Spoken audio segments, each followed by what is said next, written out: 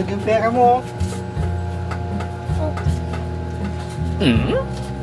1,000 yung pera ko. 1,000 ka dyan. Eh, 1,000 nga.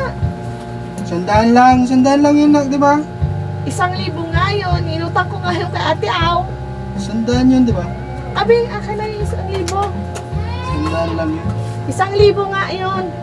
100. Pag tinignan ka ng bulsa mo, may 1,000 dyan, akin yan ah. 100 lang yun. Abi, patingin ang bulsa mo. Patingin.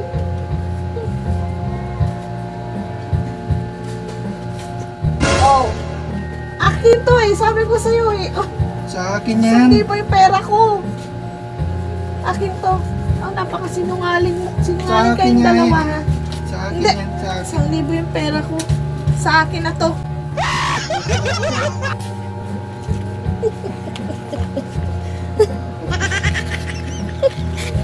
Sandaan lang yun, di ba? Di ba?